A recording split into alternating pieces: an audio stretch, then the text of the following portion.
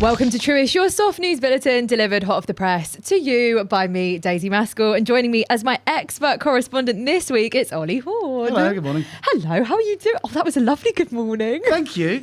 No one says good morning these days, do they? I know, that took me back to primary school, sitting on the carpet and everyone, your teacher would say, good morning, everyone. Right. Did you say good morning? I think I've just said good morning because before this I got a coffee downstairs.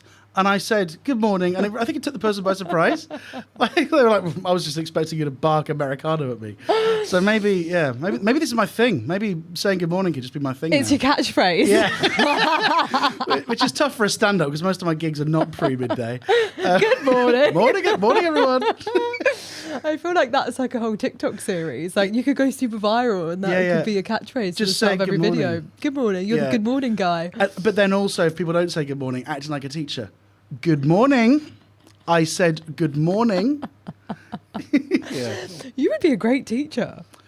Well, I think I'd be liked. You'd be the likable one. But I don't think I'd be great. Why do you think you would be liked and not great? Because the older I've got, the more I've realised that I did really well at school. Mm-hmm. And so like school was pretty good for me because I learned how to take exams. Mm-hmm. But I think for most people, most of what we did was a complete waste of time. And so I think I would let them know that. I think that's the issue. You'd just be the teacher that does the paper mache. Exactly. I'd just say to the kids, I'd say, look, if you're hot, your life's going to be fine. Don't worry about it. If only I knew that when I was younger. If you've got rich parents, you're good. So I think I would just and then obviously the ones which don't have any of those advantages, I put a bit of effort in. Yeah, and that aren't hot. Yeah. I would divide the children into the hot ones and the not hot ones, and I'm happy to have that on record. I'm a big believer of that. Like whatever you were doing at 13, you're going to thrive at 30. Ah, that's a good one. Okay, I've never heard that before.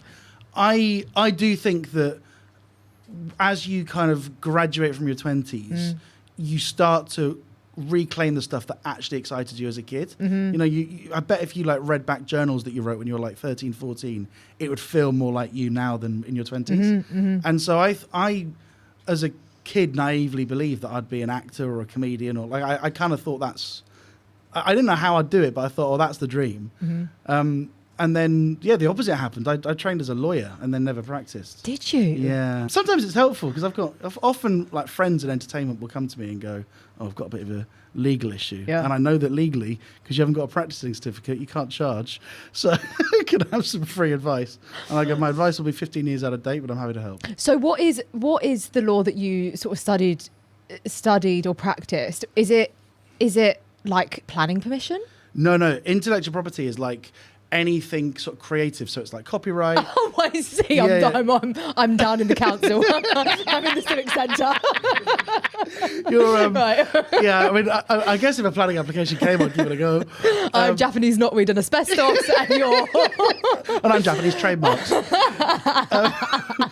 But so that's what I just did a normal law degree where you kind of have to study everything, and then I specialised in trademarks and kind of creative stuff. But I never actually did much with it.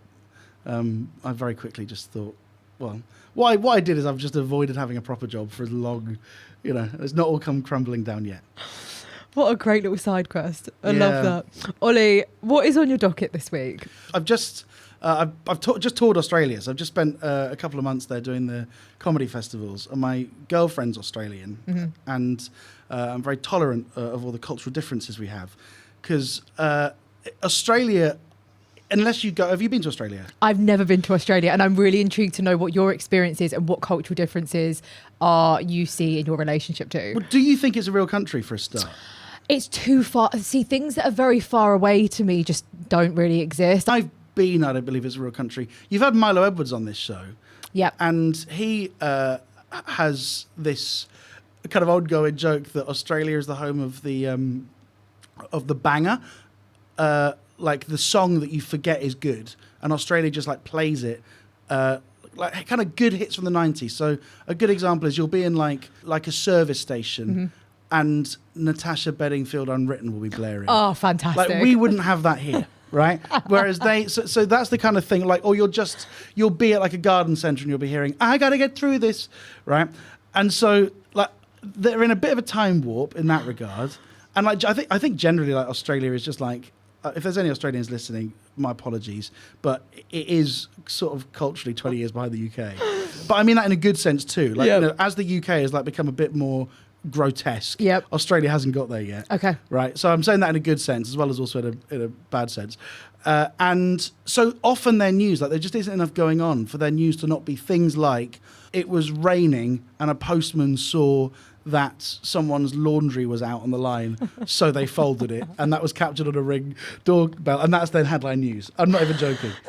And so my girlfriend sent me this story of this guy, this graffiti artist, who paints like chickens around Melbourne. Mm-hmm. That sounds like the most Australian thing. Yeah, okay. But he does it in like, it's so iconic how he does it, because I do think it was like our graffiti artists in the 80s, where like they were actually cool and punk. Mm-hmm. So like he's then taken to court in Lightning McQueen Crocs and skateboards to court, and like I know it doesn't sound real. And so I think like we've got so much going on in the UK that I think we should just make more time for these stories of, hey, look, a mad lad's done some mad stuff, right? It's not the end of the world. Mm-hmm. If this were reported on the UK media, it would be very solemn, wouldn't it? We wouldn't be happy about these chickens. Whereas in Australia, they're like, cool chickens. How fantastic. Yeah. I need to get myself down to Australia. I really do. It's great. It's really good. It's sort of happy English people. And you said that happy English people. God, that's where they've all gone. Well, how was touring in Australia? What differences did you see?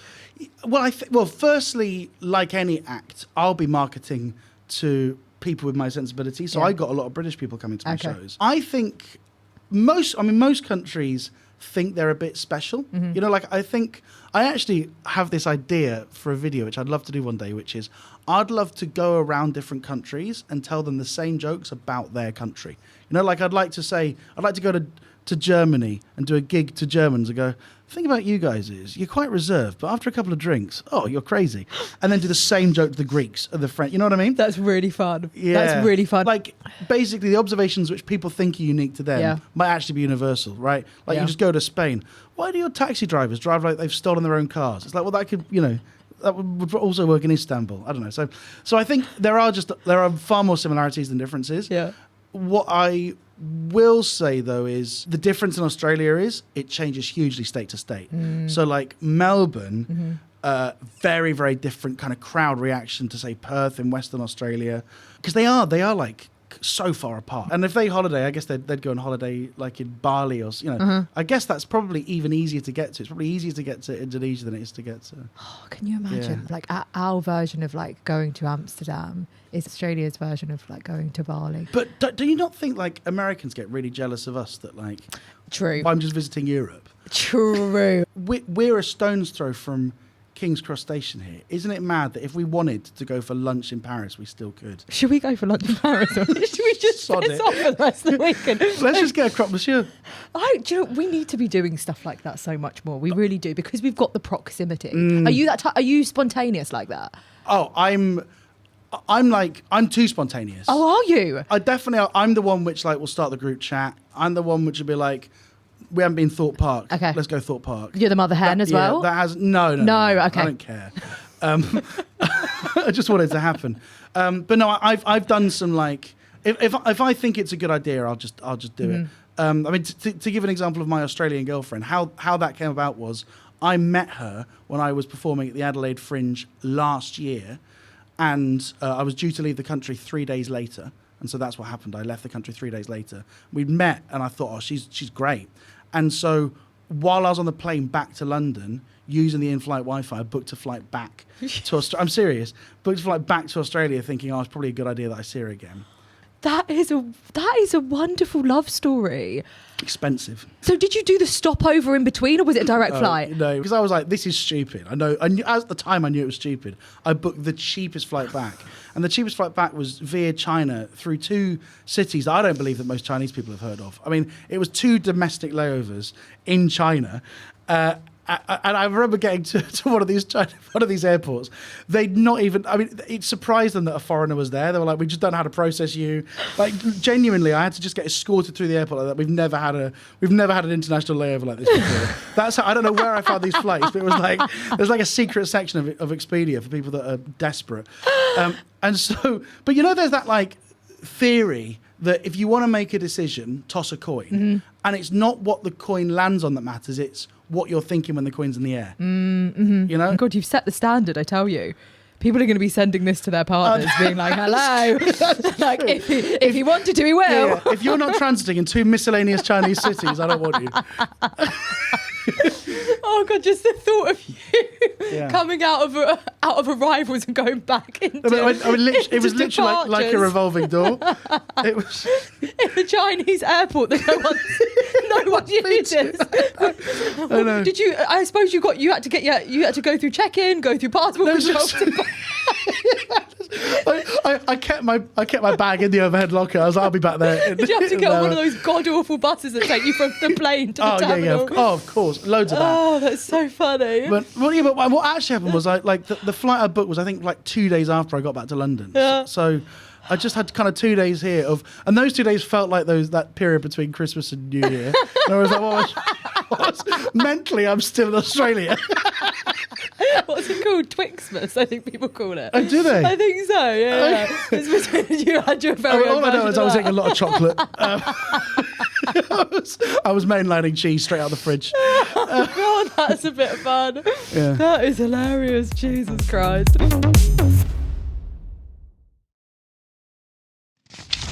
I want to bring you into my algorithm. This is what's on my docket this week. I feel like we've gone for a similar vibe. I've got a guy that has been arrested, but this time in Mexico. Great. And you're flying to Mexico to meet him, are you? I am. This is the one. Yeah. So this is a vigilante that is hunting down petty criminals. Police keep finding motorcycle thieves tightly duct taped to lampposts in Mexico. The vehicles they've attempted to steal have been left conveniently nearby for easy recovery. And the first time this vigilante struck was on June 13th, where locals found a man duct taped to a lamppost with the word thief written across his forehead. And then 4 additional suspected thieves have been found strapped to lampposts in the past few weeks. That's so well done. It's like verging on kink. Yeah, it is. He shibaru'd him, or whatever it's called. There are certain, I think, crimes that you commit where public humiliation like that, I think, is so much more effective than like a fine or a penalty. I'm completely on your side. I really like that because it's like that guy might actually learn his lesson doing that more than going to prison. You must have seen this. This was in a similar vein. I think this was in America, not Mexico. People modified bicycles so you could steal the bicycle, but then once you rode it for a bit, the wheel would fall off, or the seat would electrocute you, or like they'd attach a bit of invisible string so you'd like. And it's so fun to watch a criminal just fly over the handlebars. Yeah, you'd learn your lesson, right? Well, I would learn my lesson if I had been duct taped to a lamppost in Mexico with thief written across brilliant. my forehead. And I wonder what the process for taking them down is. I would like to do this to phone snatchers in London. Yeah. Can you imagine? I had my phone snatched on Regent Street. You didn't? Yeah, it was in my hand, and he came up and like was wearing a glove, grabbed it, and I just went nope and grabbed it back. Don't snatch. Yeah, I went stop it. I went good morning. Snatching is not kind. Soft hands. Exactly. Right, you will not be playing Duck Duck Goose this afternoon with everybody. That's it now. And you're not hot either. Ooh, ugly. I mean that's the way to. But I do think that's the way to like disarm people. I don't remember exactly what it was, but I remember some guy getting really road ragey with me. This happened a couple of years ago, and like kind of came up to my window and like was like really mouthing off. And I do think this is actually a skill of a stand-up comedian, that like we're quite good at dealing with, when you get hecklers, that kind of thing. So I'm unusually good at maintaining a good resting heart rate in confrontation. And I don't know how it happened, but I just said to him, I said, I'm sorry, I don't like talking to ugly people, right? And so he was like coming out loud, like really, and so it was so disarming to him. I think that's like, like that's the same technique that hypnotists use, right? Like, interrupt a pattern. I'm just trying to visualize. Did you like mouth this through the window? Did you wind the window down? My window was open. I don't remember the exact context, but I remember not being in the wrong, obviously. Yeah. I just thought, I've got to diffuse this. And I go, I don't like engaging with ugly people. I won't be talking to you because you're ugly. Right? It's really matter of fact. What? Because what that means is he's not having to engage with that rather than, you fucking cut me up or whatever. You are the person that I want to be. Like, you're the person that I imagine I am in the shower when you come up with all of the like hilarious, amazing things that you could have said in a moment of confrontation. Yeah. You're just there straight away with it. Yeah, well, I mean, one day I'm going to get punched. So the person that stole your phone, when you snatched it back, what did they do? They just went on They rode off, yeah. I've seen it a few times, like people distressed on Oxford Street because their phone had just been snatched. Yeah. I even lent my phone to... Actually, I did. I lent my phone to this woman outside Oxford, opposite the IKEA. So literally right there. Yeah, that is their hunting ground. Yeah, there. exactly. Yeah, and she was really flailing. And so I said, "Oh, do you want to borrow my phone to make a call?" She went, "Oh, would you mind?" I went, "Yeah, of course." And then she starts making the call back in the street like this. I tried to kind of remind her. I was like, maybe because it's my phone. Why don't you go do it here? But please. But I agree that like these phone thieves should, we should. Maybe what we should do is that we should find something related to the crime. Mm-hmm. So maybe their numbers published and we just keep calling them. Yeah. Something like that. Going through their camera roll, something that's phone related. Or just tie them up to a lamppost. But I think it's a bit of a shame that people don't go to the public gallery in the courtroom. Because all courtrooms are open to the public. I always think this when I'm watching anything to do with the Romans. I'm like, what is our version of gladiators, Yeah, exactly. We've got it in us. Well, I think it's actually where do people go and be mean to each other publicly? Mm-hmm. I think it's the YouTube comment section. There was a scuffle outside M&S and the security guard detained someone. It was just a huge crowd, like it was a street performance the other night. We're just so barbaric, aren't we? We just pretend that we're not. Mm-hmm. Are you a curtain twitcher? If there's a police car or an ambulance outside, will you slide down the wall and... I do quite like that. Sort of because I kind of believe that I'm the mayor. Okay. Do you know what I mean? I've just got that energy of it'd be good to know what's going on. You must know what's going on. Yeah, exactly. Yeah. I suppose I do Twitch. But what I don't like is I don't know if this makes your algorithm. I get a lot of the what they call themselves auditors. They're basically the boring men that go and provoke well-meaning frontline staff. Ollie, nothing enrages me more. So there's one in particular. I don't know if you've seen this guy. He flies his drone. Oh my God, he gets me. The thing that's so upsetting is his content is not the footage that he gets from the drone. It's that body cam footage of provoking people. And it is annoying because technically he often is right that you don't own the airspace above your property. Yeah. You are allowed to fly a drone under 250 grams, without permission. But just because you're allowed to do something doesn't mean that it's civil. It doesn't mean that it's polite. And I think the law isn't a target, it's a limit for our conduct. Mm-hmm. You know what I mean? Mm-hmm. Just because you're allowed to do something doesn't mean that you should. And that's often why these debates are so enraging, because people are talking at cross purposes. Yeah. He's saying, I'm allowed to do this, and they're saying, don't do it. And he's like, well, you can't stop me. And the point is, no, they haven't got a legal right to stop you, but they're appealing to their civic sense of society. Oh, Jesus Christ, it's infuriating. I really hate them. It's infuriating. And you know he's ugly. Yeah, you tell him as well. You would tell him, to be fair. Yeah. That'd throw him off guard. I'd love to see you on a bit of body cam footage. Your interaction with one of these auditors. Yeah. Oh, God. I'd audit them. Ollie, what have you got coming up for the rest of the year? I'm heading to the Edinburgh Fringe. So I'm doing a show this year called Let's Listen to Some of Lou Bega's Other Songs Together for an hour. And so I play some of Lou Bega's other songs, give my expert commentary. I'm the UK's leading Lou Bega expert. Fight me. And then I've got a tour coming up. I've got a bunch of shows in London. So, all of those will be on my website. Oh, Ollie, it's been so wonderful to have you. Thank you so fun. much on this wonderful morning. Yes, we better hop to the Eurostar. Quick, we're late.